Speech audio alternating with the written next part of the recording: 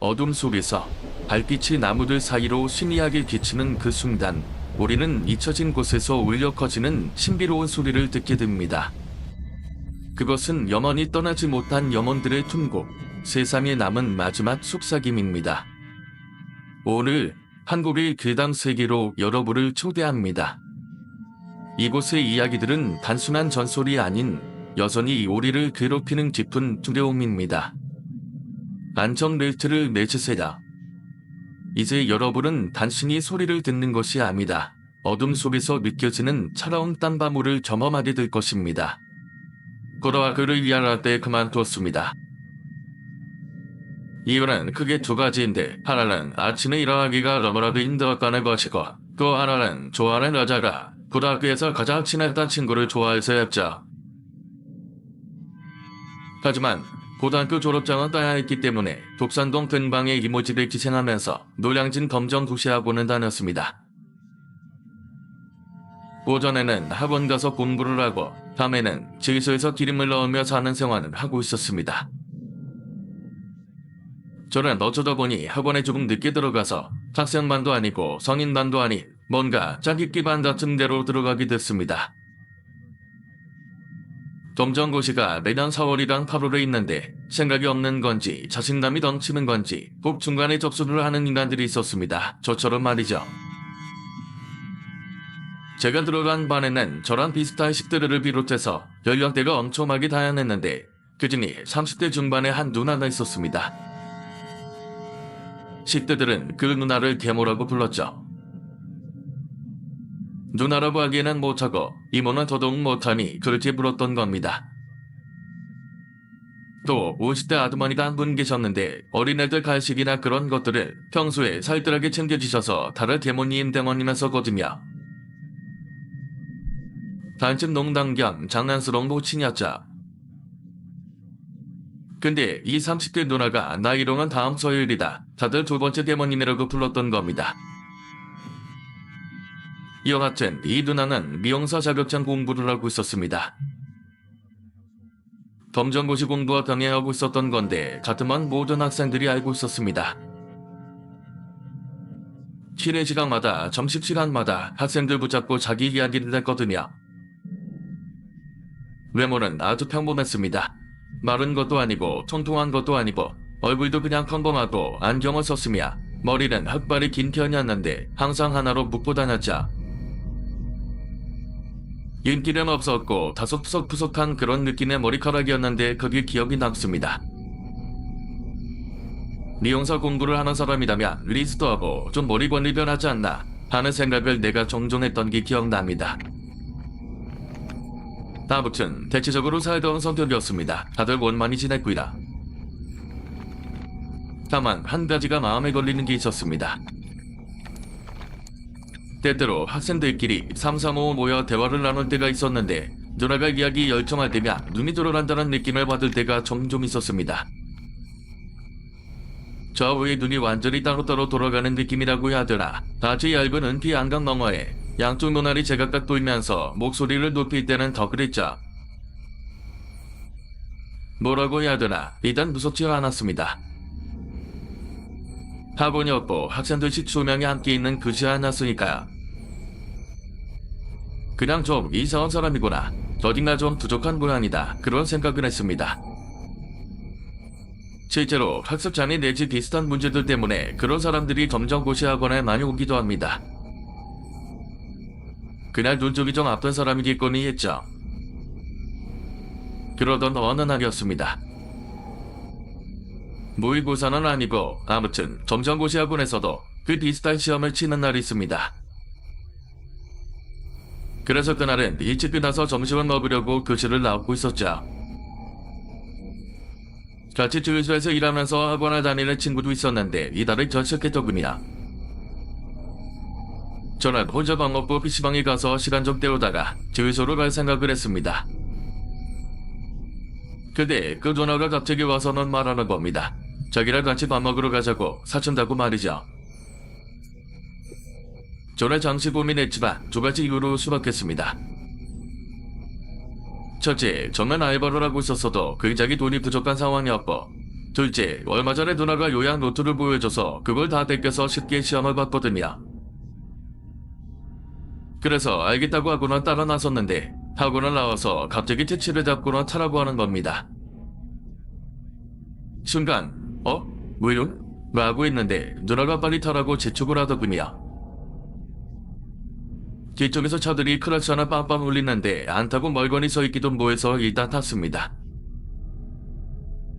누나가 근방에 어디 식당이라도 가나보다 하고 생각했는데 차는 달려서 신기동 끄트머리까지 갔습니다. 신기동은 노량진에서 대방을 지나 가야 하는 곳인데 대충 택시로 10분 조금 넘게 걸렸습니다. 택시는 한 어루만 빌라 앞에 멈췄고 누나가 요금을 내고 저와 같이 내렸죠. 제가 여기가 어디냐고 모르니까 누나는 자기 집이라고 장당하게 대답했습니다. 조금 어이가 없었죠. 밥 먹자고 하더니 왜 집까지 데려왔나 싶었습니다.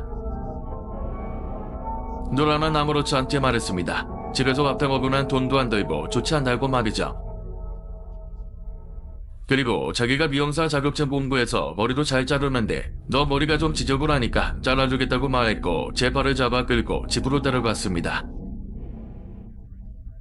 누나의 집은 1층이었습니다. 그런데 누나 혼자 있는 게 아니었죠. 문걸 앞에 서서 저만 아무 말도 못하고 진짜 5초 정도로 가만히 있었습니다. 거실 한가운데는 조면이 앉아있었죠. 누나의 어머니로 보이는 60대 초중반의 할머니와 20대 중후반으로 보이는 한 남자라 나란히 소파 바닥에 앉아있더군요. 그리고 두 사람은 동시에 저를 쳐다봤습니다. 저는 누굴지도 모르고 이 상황이 당황스러우니까 눈짓으로 누나에게 물었습니다. 그러니까 누나가 말하는 겁니다. 엄마, 나하고 동생이랑 밥 먹으려고 데려왔어. 너도 인사해. 아니야, 우리 엄마랑 내 남동생이야. 저 진짜로 안녕하세요 라고 했습니다. 말이 안 떨어져서 소설에서 아아거리는 걸 진짜로 했죠. 남동생이라는 사람은 저를 잠시 쳐다보더니 다시 고개를 정면으로 돌렸습니다. 그리고 누나의 엄마라는 분은 저에게 고개를 아주 천천히 두 번 끄덕여 보이시더니 나들을 따라 정면으로 고개를 돌리시더군요. 누나는 신발을 벗고 들어오라고 말했고 그 말에 신발을 벗고 거실로 올라섰습니다. 누나는 자기 방을 가리키며 들어가 있으라고 하더군요. 거실을 지나 벽과 붙은 작은 주방이 있고 정면에 화장실이 있었으며 그 오른쪽이 누나의 방이었죠. 그리고 향하는 도중에 등골에 소름이 확 끼쳤습니다. 지금도 그 감각을 잊을 수가 없는데 거실에는 텔레비전이 없었습니다. 근데 엄마와 남동생이라는 사람이 거실 소파에 앉아서 멀거리 정면을 바라보고 있는 겁니다. 대체 왜 저러고 있을까라는 생각이 들었죠.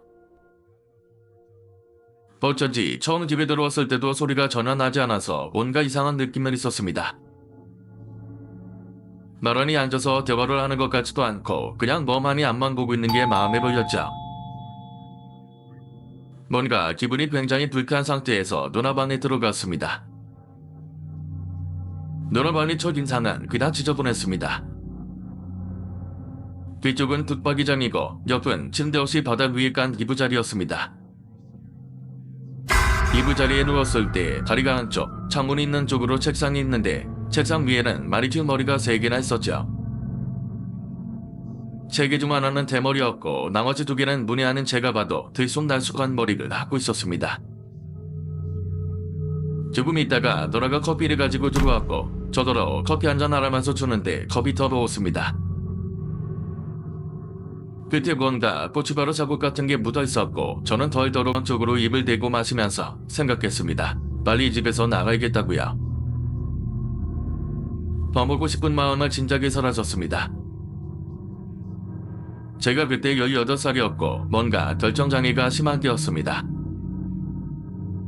위험을 느낄 순간에도 이러면 안 된다고, 또 나랑 가족들이 저 때문에 상처를 받으면 안 된다고 저한테 밥해 주려고 날 들렀는데 내가 기분 나쁘다고 이럴 게 아니라고.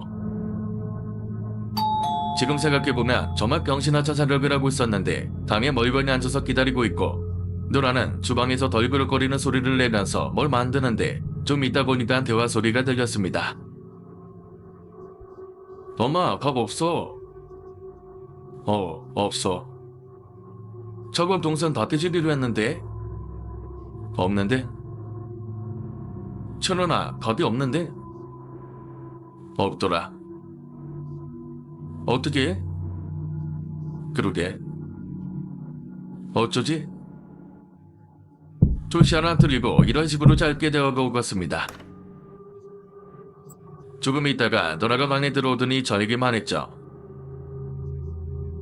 미안한데 밥이 없다고 라면이라도 먹으면 안 되겠다고 말이죠.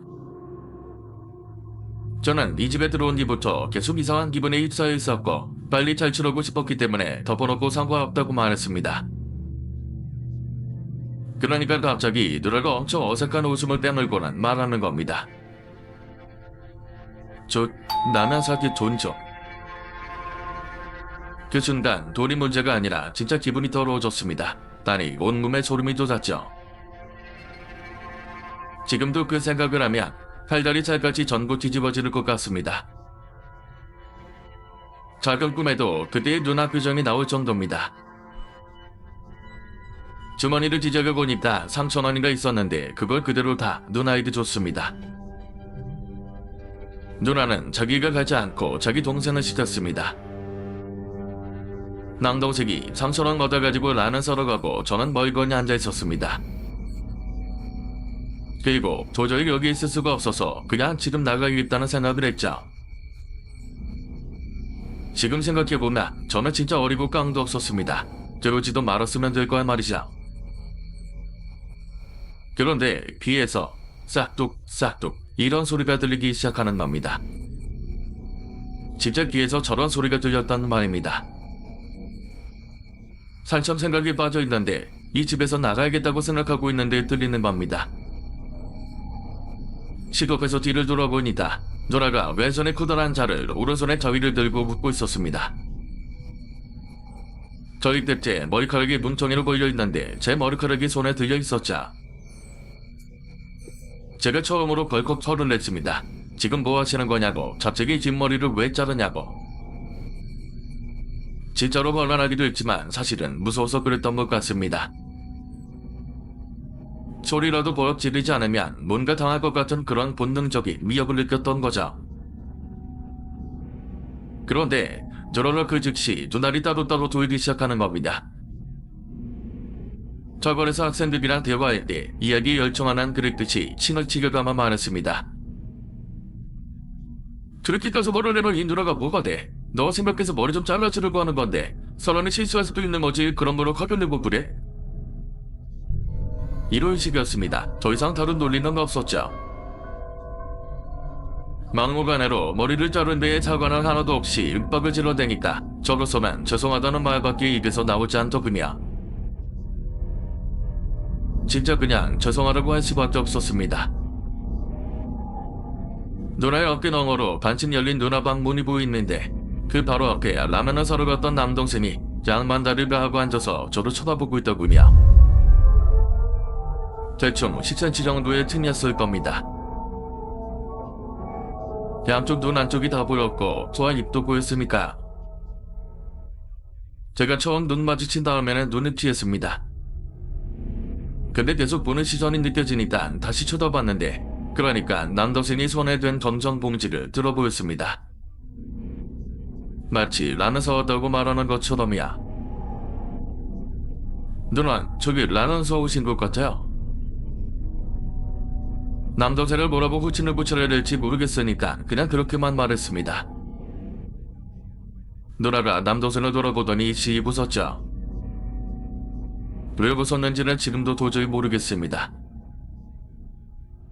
누나가 저희랑 저를 내려놓고 나가서 라면을 끓였으며 좀 이따 나오라고 해서 주방으로 나갔는데 전 이미 나갈 생각을 하고는 가방을 어깨에 내고 있었습니다.